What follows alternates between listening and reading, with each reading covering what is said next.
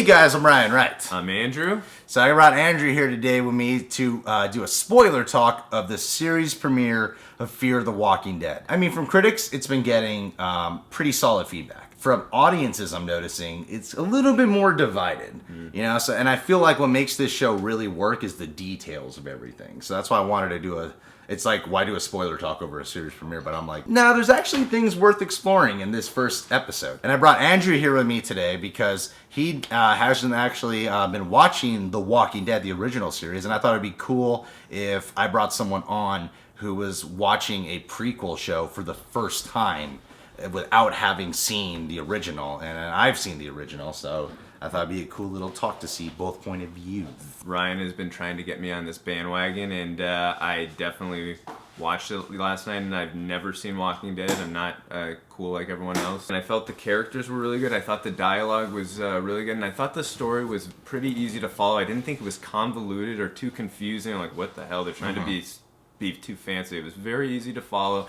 And the main thing is, I cared about what happened to the characters. I didn't want anything to happen to them. That's what made each scene intense, you know? Like, the opening scene was interesting to me. Because it starts off in a church, which is already like, oh wow, this is not pretty. It's a church. I knew it was a prequel going in, but I can only imagine for someone who didn't know it was a prequel, like, dude, what are you doing? That's clearly a zombie, you know? It's a traumatizing event for this guy who you could tell is a junkie. It's his own girlfriend, you know? So it automatically makes this whole zombie thing start off personal. And what I think a lot of people aren't realizing is a lot of drama occurs, but it's all because of that opening scene of why all the drama's starting to really go down. And my favorite part of that opening scene, my favorite part, it really establishes this is going to be different. It's going to be a different world when he goes onto the street, gets hit by a car, and then the camera, people are swarming them, and they do it as if like, are those zombies? It pans up and you're like, oh shit, it's just LA, modern day. Yeah, no, I loved, like you just said, I'm just going to add to exactly what you just said. I loved how they did that where you can see, like, you think it's an apocalypse, there's nobody around, and then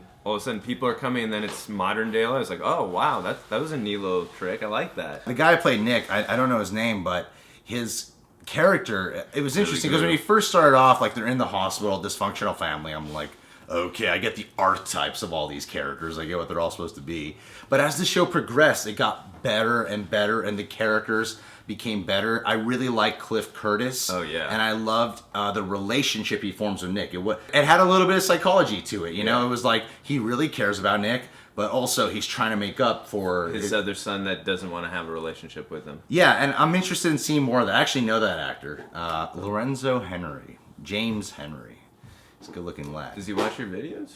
Sometimes. Oh, hopefully he's watching this one. You're good, dude.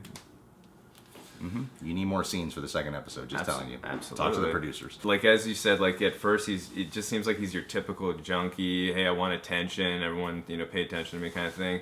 But then as each scene, got more particular, I really felt like I cared for this guy. And also, you could see the horror in his eyes from what from the first scene of his girlfriend, what she did, It's like, dude, this fool is scared out of his mind, needs to find out what the heck is going on.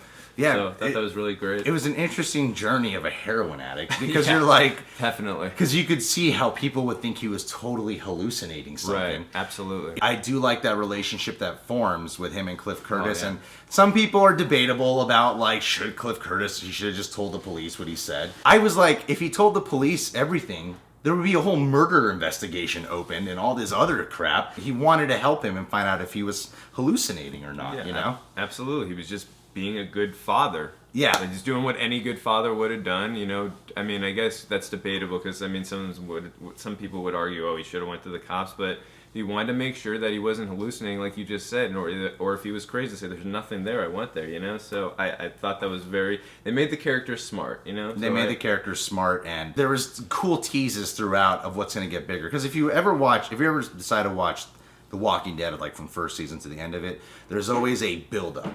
Right. Each season tells its own specific story, and by the final episode, it's the most intense episode of the season. So I feel like they're doing that really well with a first episode, and I feel like people are, like, disappointed with it. I'm like, it's the first episode. One scene I really did like was that kid who got caught with a knife. Yeah. And then he was in I think Kim Dickens is her name? Yeah, Kim Dickens. And when he was talking with her, there's an interesting world going on here where you're like, because I know of The Walking Dead, I know of the apocalypse. now that they're having this conversation, it's like, man, I totally get why she thinks this kid's just stupid. But I really wish she would listen to him, you know? It does a really good job instead of making you go, what a bunch of idiots! It makes you go, I get why they're not acknowledging the gravity of the situation, you know? I agree, and also again, just adding to just the great characters. Also, you could see on that kid's eyes, and that when she's talking to him about having the knife, he's scared out of his life. Like he just wants that for protection. You know what I mean? Yeah, that's what I mean. And a big theme of The Walking Dead and this show, which I like, is because they're both about survival. Yes. But it's a different kind of survival story. Like there's this great scene when Cliff Curtis, right? yeah, when Cliff Curtis is giving a speech about what's the scene. Jack London book?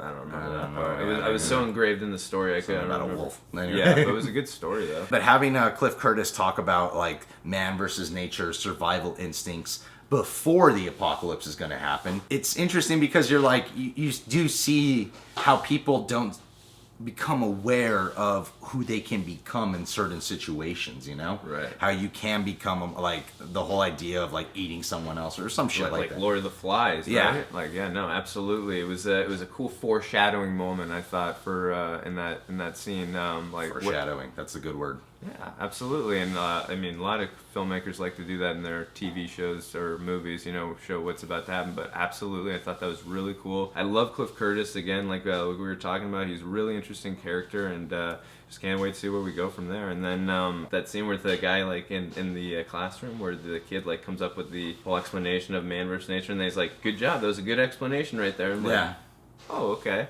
It's good writing. I was like, I like that. Like, good character. I like how they were having fun. And, you were saying you're excited for what's to come.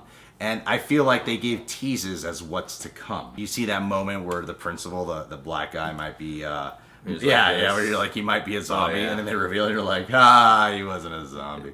Because The Walking Dead never really does a sense of humor like that. Yeah. And then at one point, they're doing a shot where they're driving in the car and it looks like there might be a zombie in the park. You see missing child signs. When Nick is in the hospital and the old man's dying, you're like, is he going to become a zombie? Like it knows how to do all these great little hints and make you think about stuff. And so it builds fear in you. Yeah, absolutely. Like you just said, I love how they don't hit you over the head and like fully say it right then and there. You actually have to think about it. Just that thought of it, the fear of it, like you said, it's just intense. And like, again, because of how good the characters are, you don't want anything to happen. You're like, no, don't turn into a zombie or don't get killed, So it's good writing. You're just good hoping characters. they survive when the apocalypse happens. Absolutely. What I really loved that I thought that you cannot do with The Walking Dead was the reveal of that freeway chase scene where they were shooting the guy and he wouldn't go down, and how everyone was like on YouTube, the news, social media, looking at this and having like fear instilled. And then the print, like, it was scary because the first half of that episode is just character. And then slowly the internet starts releasing this footage. Suddenly the school's like, you're getting a half day. They're on the freeway just having a normal talk, and then bam, they get pulled over. And also, you remember too, when the principal comes into the bus, he's like, 5 kids, what'd you forget a bunch of stops? When they introduced Calvin, yes, I was like, yeah, just a nice young black lad. I like him. He's a cool guy. People are going to be like, why'd you have to point out he was black? I don't know, I just said it. It was a cool introduction to him. You're like, okay, I get his character. And then they flip it, and you're like, okay, he's the heroin dealer. He's the one providing the drugs and stuff. But that scene in the diner, when like this guy's just trying to figure out, was Nick snitching on me?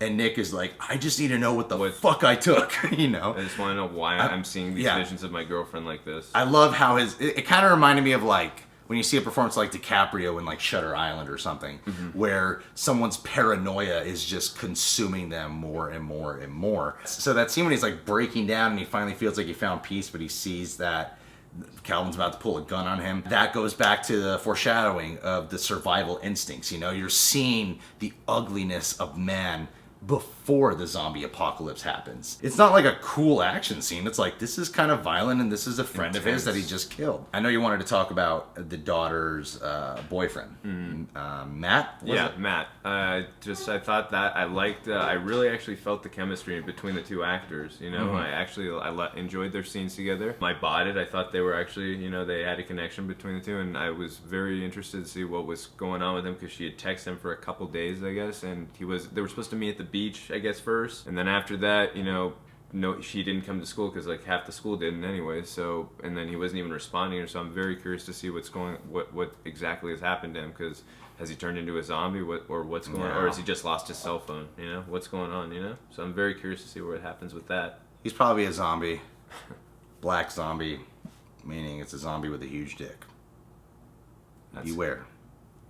That's how he infects. The last moments of that show where they're going to find Nick, and they find Nick, and then Nick's like, I killed Calvin. I'd like to, and it's like smoking a cigarette. Yeah. You're like, damn, this fool really killed someone. Like, you can tell. Yeah, it's not like he just killed someone and is like he's traumatized by the fact that he killed. Like, his world is just crumbling apart. His best friend too. He just killed. And then when they go to see him, it's like it was a good zombie scene. It was a really good zombie build-up scene. Like, they're taking it as if, what if no one has seen The Walking Dead and they're only watching this show? It's this thing they experience on the news where there's this guy, he's clearly infected with something, and he won't go down. So they run him over with a car. They run him over with a car again, and he's just still fucking moving, you know? And it's intense because you're like, we know what's gonna come, but these characters that we really care about don't know what's gonna come, And now that has officially been confirmed for them when they see that their best friend, who they've been trying to run over for the last 5 minutes, is still walking and trying to kill them. So I mean, I know, when again, just looking at the panic, I know I keep saying this over and over, but if you look at the panic in the actors, eyes in their face, you can tell like they're very scared, and you can tell what's about to happen. Like, they've come to the realization, this is actually real. This is going to happen. It's a nightmarish experience because we know what's going to come, but people that we love. Because it was cool because these characters start off like, okay, it's pretty stereotypical. But then as it progresses in the details of them, you're like, they're not so stereotypical. There's actually depth to them. So when you get to that moment, that feeling, I don't know why this is the first one that comes to mind. But you know how in episode 3, you're kind of like, I don't want Anakin to turn into Darth Vader? Yeah. Or, do you see Moulin Rouge? I saw the ending. Well, in the beginning of the movie, they say she dies. Okay. It's right at the beginning. I'm not rooting for you. They say it at the very beginning. She's dead. Uh-huh. But when I was watching that movie, I was like, I don't want her to die. Yeah. But she's going to die. It's one of those feelings like, you can't do anything about it. It's kind of like Titanic. I don't want the ship to sink. It's going to happen. Sorry, it's too late. It's too late. They showed you on the trailers 20 years ago. Spoiler alert, the ship goes down. The ship goes sorry to down. Anybody I spoiled that to. Yeah. My bad.